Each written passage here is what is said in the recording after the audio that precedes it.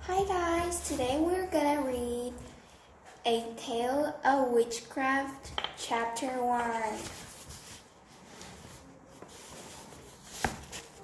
Dam damage.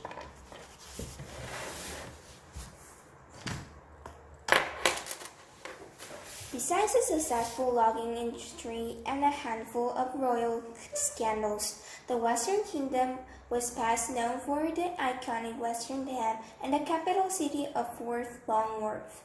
The landmark was over 1,000 feet tall and made from over 5 million stone blocks, and it protected Fort Longworth from being flooded by the Great Western Lake. The dam was 2 centuries old and had been 70 years to build, and when the construction was finally finished in the summer of 452, a national holiday was created to celebrate the historic achievement.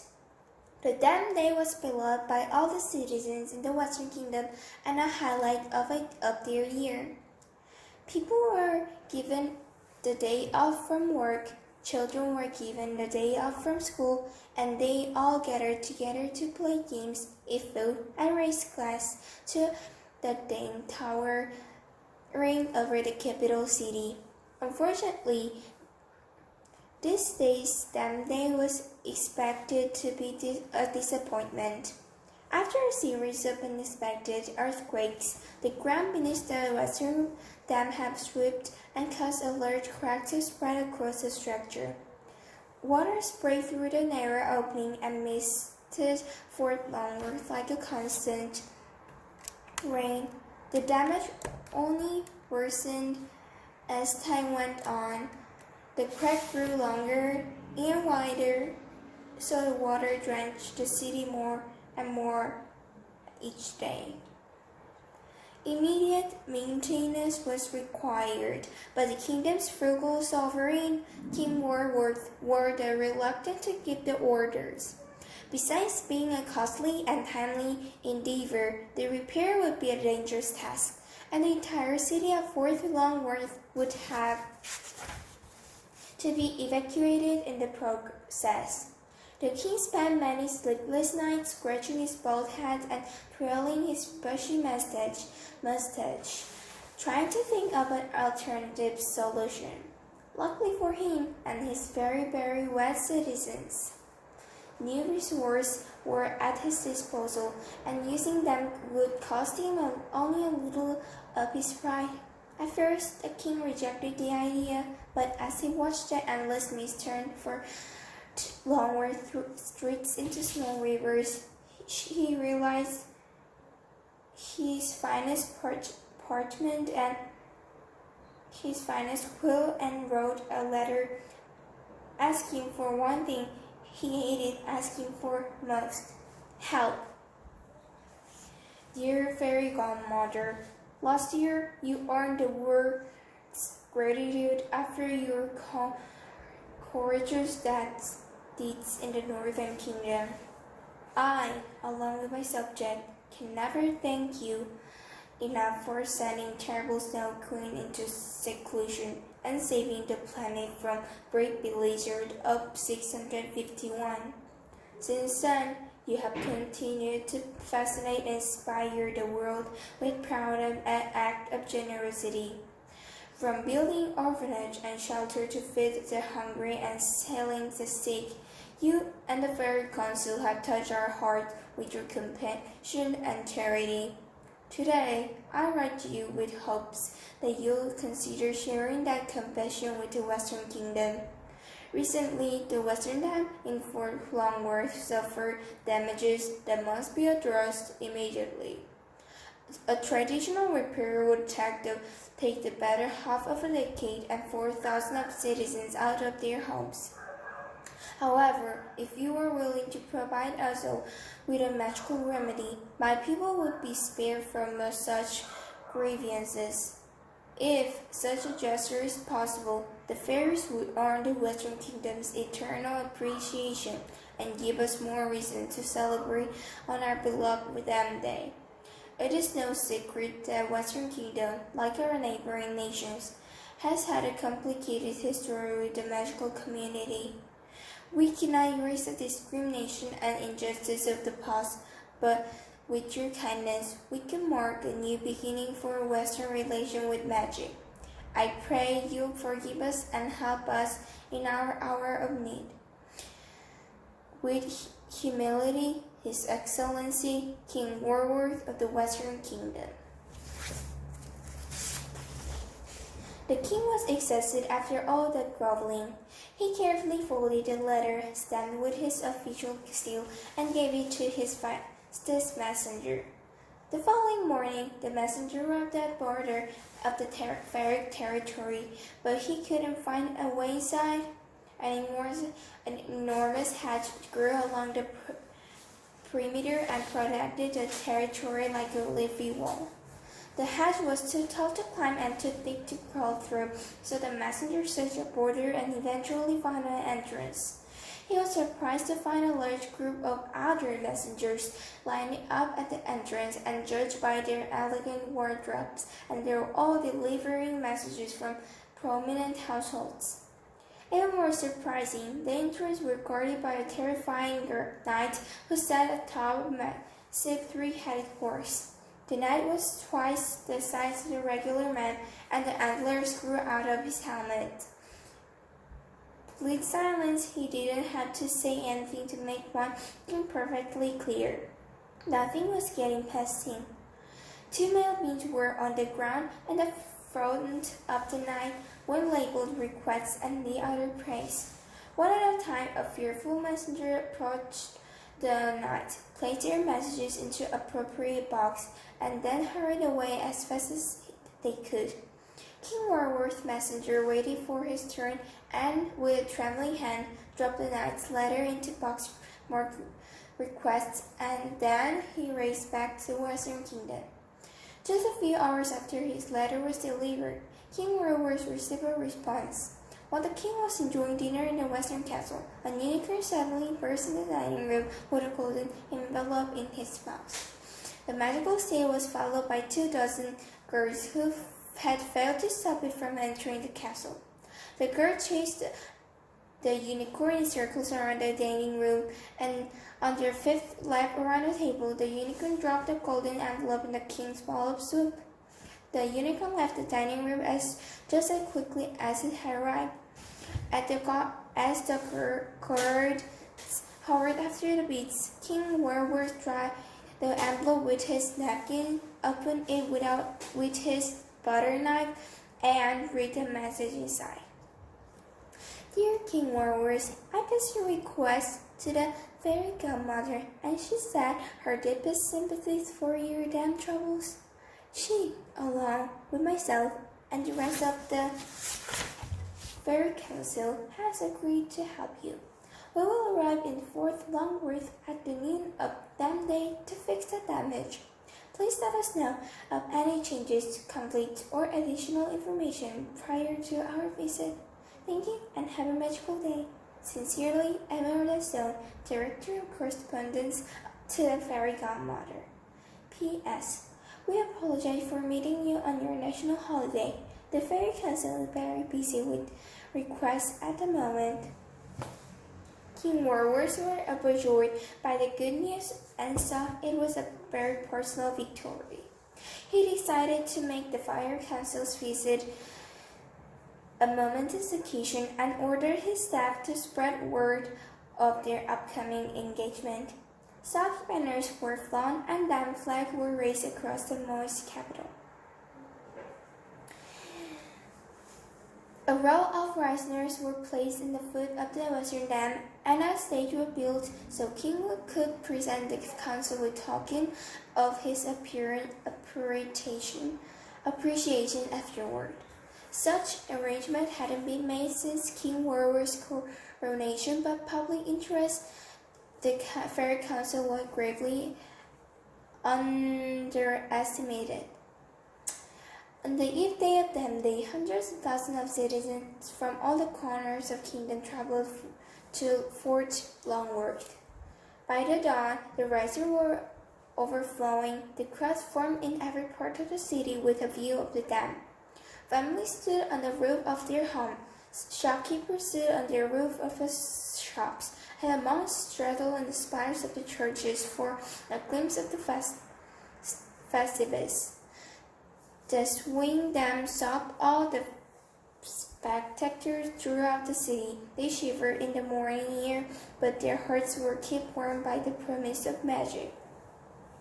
The Western Kingdom had never hosted such a tremendous celebration. It was being called the event of decades, a celebration of centuries, and a damn day for historic books. But even with those expectations, no one could have predicted just how memorable the day would be. One morning of the damn day, 4 longboards were too busy to take King Warwick 3 hours to travel the short distance between the Western Castle and the Western Dam. His carriage whizzed through the crowded streets and arrived at them with only minutes to spare. Once King was seated in a private section of the resort, an energetic presence took to the stage and greeted the 100,000 people surrounding the landmark. "Hello, Western Kingdom!" he cried out. "It is my great honor to welcome you to what will surely be remembered as the best damn day of our lifetime." The presenter's boisterous voice echoed through the congested city, and all the citizens cheered. Their enthusiastic roar was so strong it almost knocked the presenter off his feet. "In just a few minutes, the Fair Council will arrive in Fort Longworth to repair the damage of the Western Dam. Such an endeavor would normally take several years to complete, but with help of a little magic, the dam will fix instantly before our eyes." Of course, none of this would be happening without the Sweden negotiation led by our bold and brilliant King Warwick. "Go ahead, Your Excellency, give the crowd away." The sovereign stood and waved his adoring citizens. Their polite praise eventually died out, but King Warwick remained on his feet, basking on his own glory. "Now prepare yourselves," the presenter went on. "At any moment you'll be treated to a spectacle that's guarded to stimulate on your senses." But how will the Fair Council repair the Western Kingdom, you ask? Perhaps they meant it with the 5,000 torches. Perhaps they'll steal a sheet of glittering diamonds. Or perhaps they'll stitch it together with strands of invisible ivy. We won't know until it happens, but punctuality must be part of their progress, because here they come now. In the distance, traveling above the surface of the Great Western Lake, were 6 colorful young people who approached the city like a moving rainbow. The group was led by an 11-year-old girl with a beehive of bright orange hair and a dress made from dripping patch of the honeycomb. She was carried through the air by a swarm of live bumblebees. The swarm drove her off the top of the Western Dam, and they took refuge inside her hair. She was followed by another 11-year-old girl who surfed across the Great Western Lake on a long wave. The surfer wore a sapphire bathing suit, and instead of her hair, a stream of water flowed down her body and evaporated at her feet. As her wife reached the edge of the dam, the surfer hopped out of the lake and landed beside the girl in the honeycomb dress. One is sassy with a stinger, and the other is the only person wetter than Fort Longworth. Please put your hands together for tangerine, a turkey, and skyline lavenders, the presenter said. All Fort Longworth burst into applause for the first member of the Fair Council. Tangerine and Skyline couldn't believe their eyes. They had never seen such a massive gathering. "Is there some sort of sale happening?" said Skyline asked her friends. "No, I think they're here to see us," Tangerina said. The crowd cheered even louder as the next 2 members of the Fair Council arrived. A 13-year-old girl with a beautiful brown skin and curly black hair sailed across the great western lake with a bejeweled sailboat. She wore a robe made from beaded emeralds, diamond stones in the sandals, and shimmering tiara. The girl docked her sailboat at the edge of the lake and joined Tangerine and Skyline on the top of the western dam. She was followed by a 12-year-old boy who shot through the sky like a rocket. The boy wore a shiny gold suit, flames covered his head and shoulders, and he was propelled through the air by 2 fiery blades expelled from his feet. The blades faded as he reached the western dam and landed beside a girl covered with emeralds. She is beautiful and tough as diamonds, and he's never afraid to play with fire. It's Emerald Stone and Xander's hayfield, the presenter announced. Just like Tangerina and Skyline, Emeralda and Xander's was amazed by the sea of people surrounding the dam. The flames of Xander's head and shoulders flickered with anxiety and hid behind Emeralda. "Look at all the protesters," the boy cried. "Should we leave?" "They seem a little happy for protesters," Skyline said. "That's because they're not," Tangerina said. "Read your signs." The Fairy Council had grown accustomed to seeing groups of protesters whenever they met a public appearance. Usually the demonstrators chanted degrading things at them and held signs by messages like "God hates fairies, magic equals myth," and the word hadn't attached, and the end is near. However, their visit to Fort Longworth hadn't attracted the sort of protests they were used to. On the contrary, as the fairies looked around the crowd, they saw only positive messages like "Thanks God for fairies, magic is beautiful, and don't be tragic, they're just magic." "Oh," Xander said, and his nervous calmed down. "Sorry, I keep forgetting people actually like us now. Old habits die hard." Emeralda grunted and folded her arms. "King Warworth should have mentioned there be an audience," she grumbled. "I should have known better monarchs like a meal out of everything." The sound of squabbling filled the air as a row-by flock geese carried 5th member of the Fairy Council to the western dam. She was a chubby 14-year-old who wore a bowler hat and a black jumpsuit, a pair of oversized boots, and a bottle cap necklace. The geese dropped her next to the other fairies, and she landed with a thump on her behind. "Ouch!" she yelled at the birds. "You call that a landing? Meteors have softer effects." "You don't want to ruffle her feathers? Say hello to Lucy Goose," the presenter announced. "That's pronounced Goose Day," she shouted as she climbed to her feet. "Next time, do some research before you."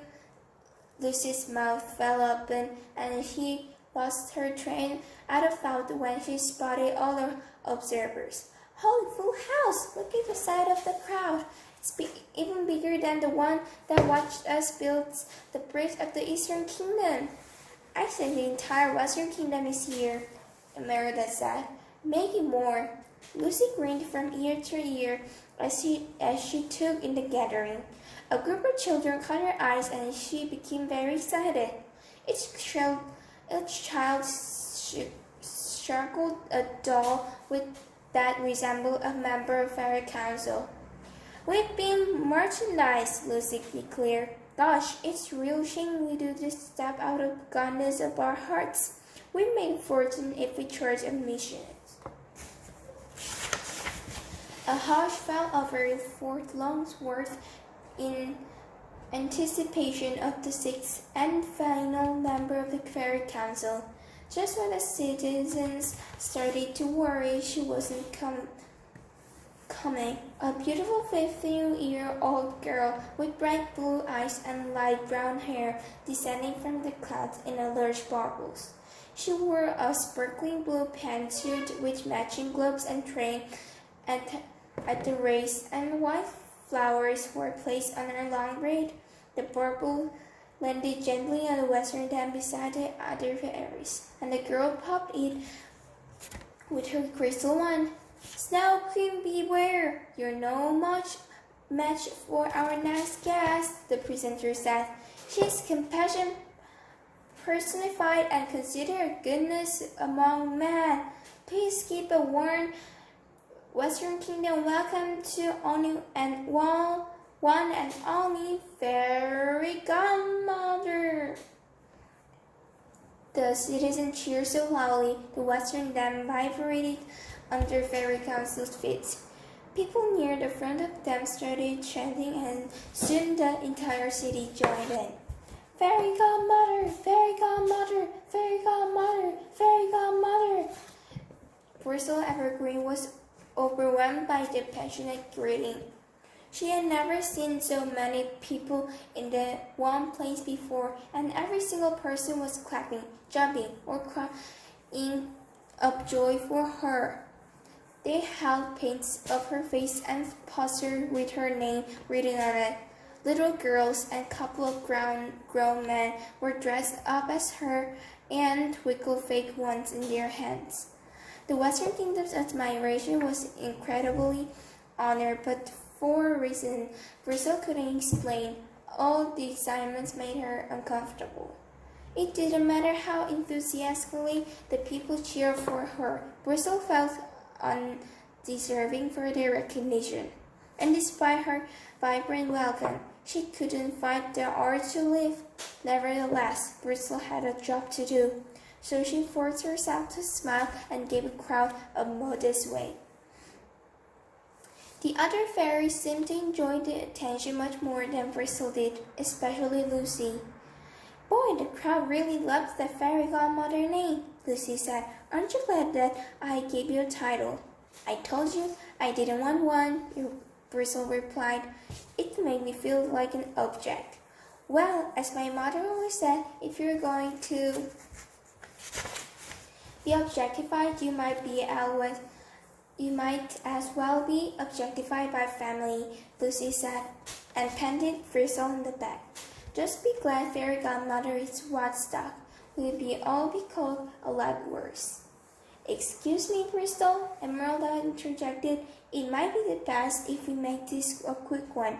We got a windmill to repair at 3 o'clock and from to defrost at 5. Besides, people are starting to form at the mouth down there. So, this is the end of chapter 1, part 1. See you!